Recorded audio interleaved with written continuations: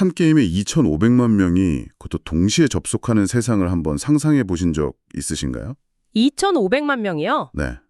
이게 어느 정도냐면 말 그대로 매일 저녁마다 슈퍼볼 결승전이 열리는 것과 똑같은 규모입니다. 지난 9월에 스틸 브레인 렛이라는 이름도 참 독특한 게임이 바로 이 어마어마한 기록을 세웠어요. 그런데 진짜 놀라운 건 그 게임을 만든 로블록스라는 회사는 정작 게임 개발에 단 한 줄의 코드도 기여하지 않았다는 점이죠. 바로 그 지점입니다. 오늘 우리가 깊이 파고들 주제는 바로 로블록스인데요. 흔히 게임계의 유튜브라고 불리는데 저는 그 표현만으로는 좀 부족한 것 같아요.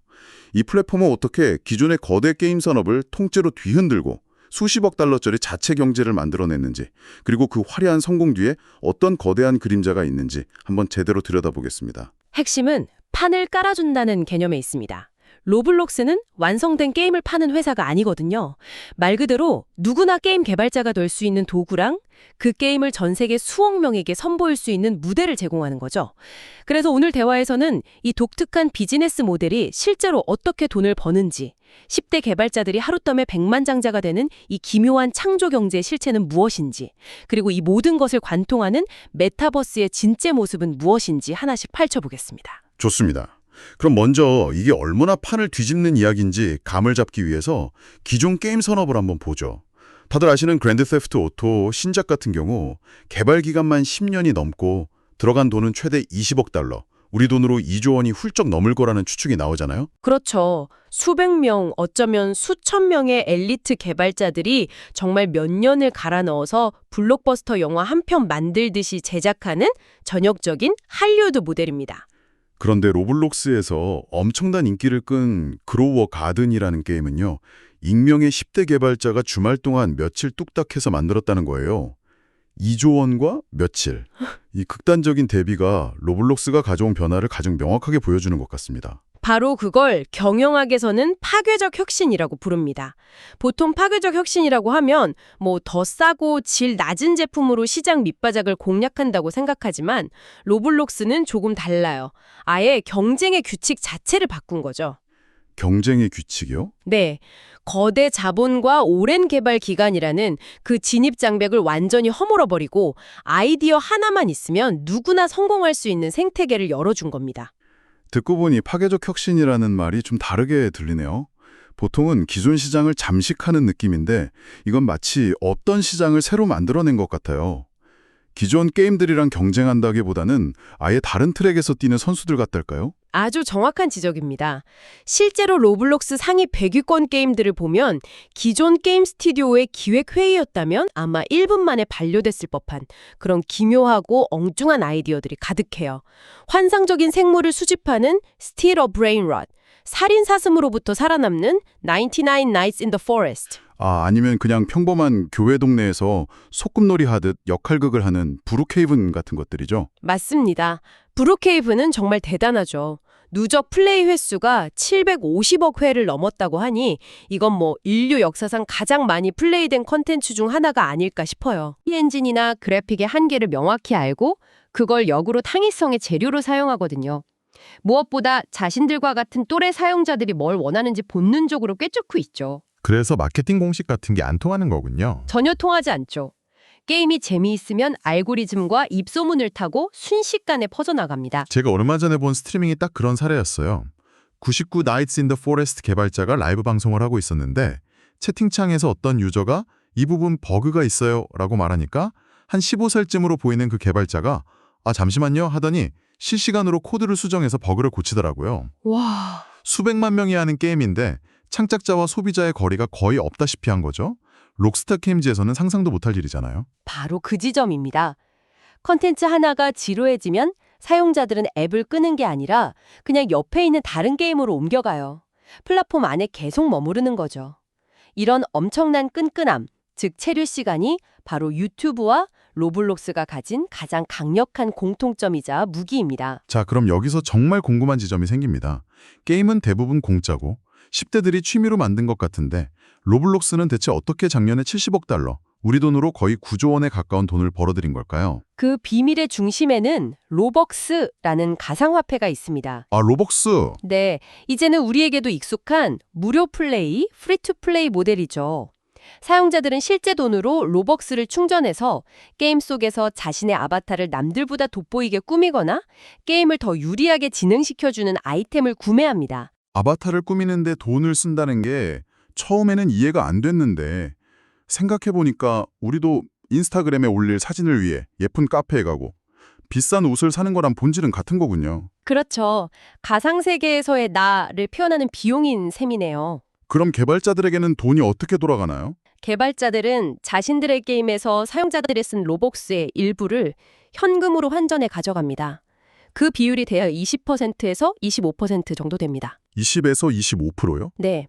물론 여기서 애플과 구글 앱스토어가 떼어가는 수수료도 상당 부분을 차지하고요. 25%면 생각보다 개발자에게 돌아가는 몫이 크진 않네요. 그런데도 이 생태계 안에서 실제로 백만장자가 된 10대들이 나오고 있다는 게 신기합니다. 23살의 젠더 브룸바우 같은 친구는 고등학교 졸업도 전에 이미 성공 신화로 썼다고 하던데요. 브룸바우의 사례는 이 생태계 폭발력을 잘 보여주죠. 그가 만든 게임은 5억 회 이상 플레이되었고 올해에만 플랫폼을 통해 $10,000,000, 우리 돈으로 13억 원이 넘는 돈을 벌었다고 직접 밝혔습니다. 잠깐만요. 고등학생이 자기 방에서 만든 게임으로 연봉 13억 원을 번다고요? 네. 이게 어떻게 가능한 거죠? 혼자서 다 하는 건가요? 뭐 세금 처리는 어떻게 하고 사업자 등록은 하는 건지 갑자기 현실적인 질문들이 막 떠오르네요. 그게 바로 이 세로론 창조 경제의 흥미로운 지점입니다. 실제로 알렉스 힉스처럼 10대부터 게임을 만들다가 이제는 아예 정식으로 스튜디오를 차리고 직원들을 고용해서 회사를 운영하는 사례도 늘고 있거든요.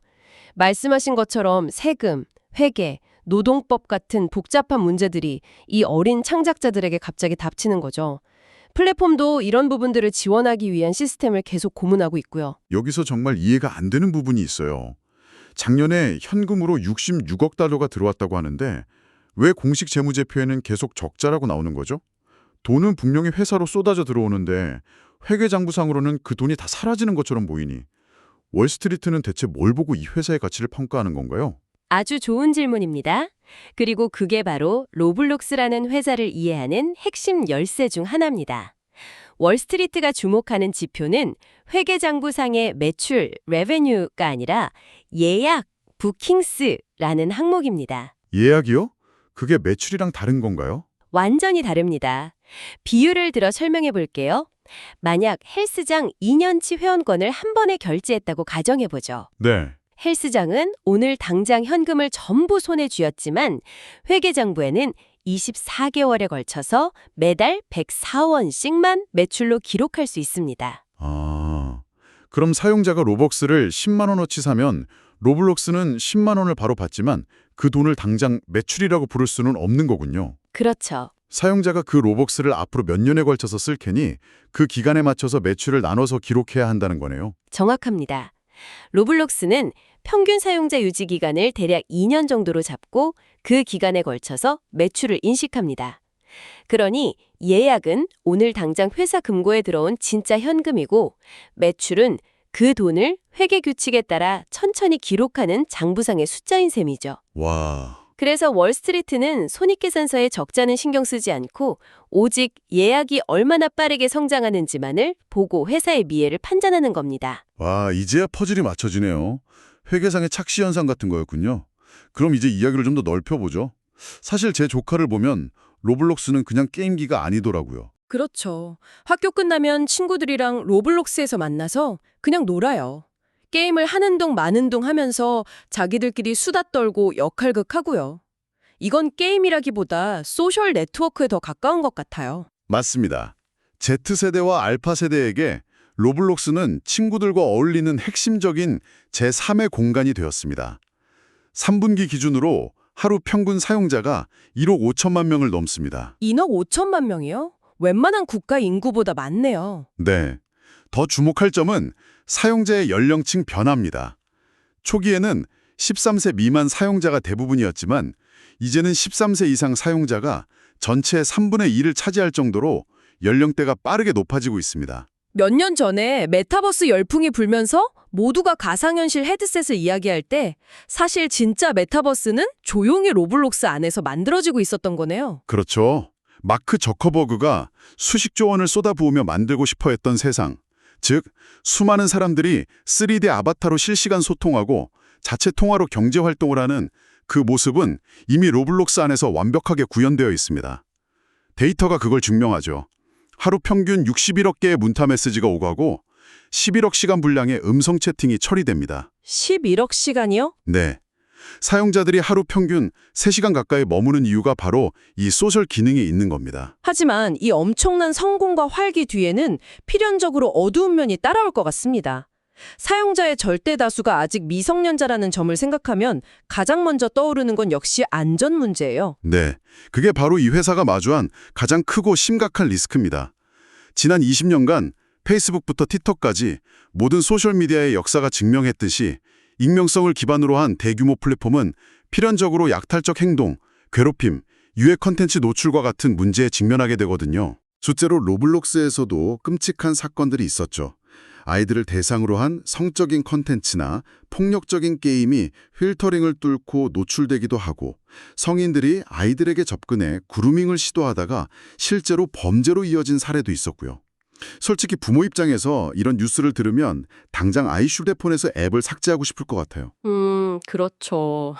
하루에 61억 개의 메시지가 오간다는데 그걸 어떻게 다 감시하고 관리한다는 건지 거의 불가능해 보이는데요. 바로 그 불가능에 가까운 도전을 하고 있는 겁니다.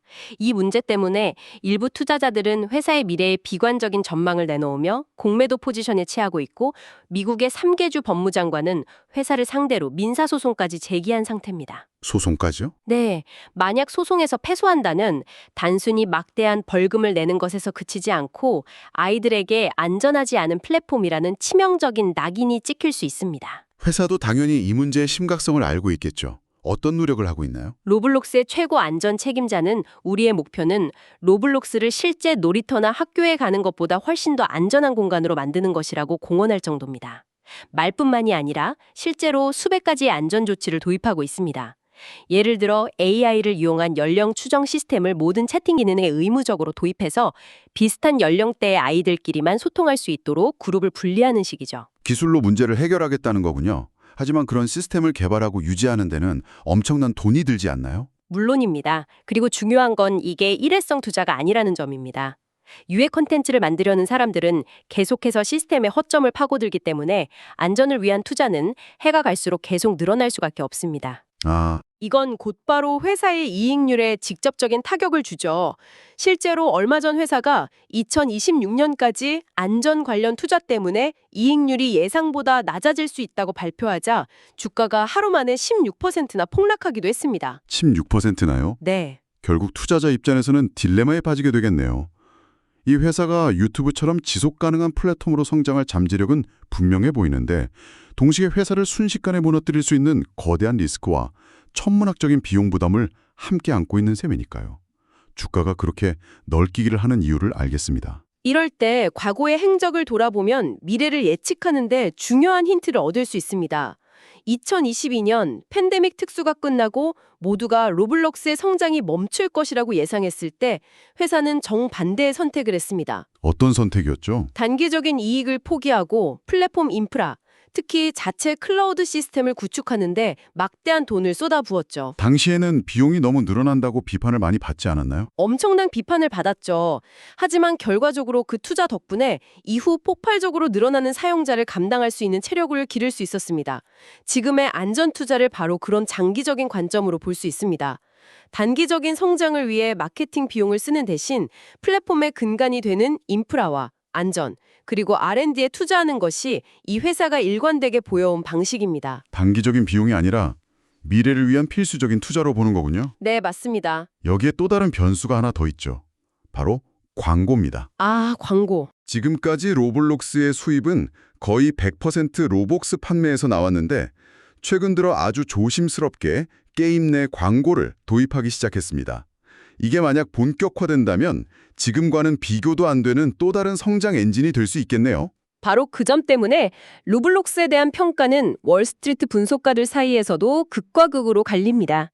한 분석가는 합리적인 사람들끼리도 의견이 완전히 다를 수 있는 주식이라는 재미있는 표현을 쓰기도 했습니다. 하하, 그럴만하네요. 10년 뒤인 2030년대의 세상을 어떻게 그리느냐에 따라 이 회사의 가치가 하늘과 땅 차이로 달라지기 때문입니다. 자, 그럼 오늘 긴 이야기를 정리해 보겠습니다. 로블록스는 단순히 성공한 게임 회사가 아니라 컨텐츠가 만들어지고 소비되는 방식의 공식을 완전히 새로 쓴 거대한 플랫폼이었죠. 강력한 사용자 창작 생태계와 로벅스라는 자체 경제 시스템을 기반으로 엄청난 성장을 이루었죠. 하지만 동시에 플랫폼의 주 사용자인 젊은 세대를 보호해야 하는 막중한 사회적 책임과 그에 따른 지속적인 재무적 부담이라는 거대한 과제를 안고 있습니다. 성장의 기회와 실존적 위험이 아주 명확하게 공존하는 정말 보기 드문 케이스라고 할 수 있겠습니다. 미래가 어떻게 될지는 아무도 모르지만 한 가지는 확실해 보입니다.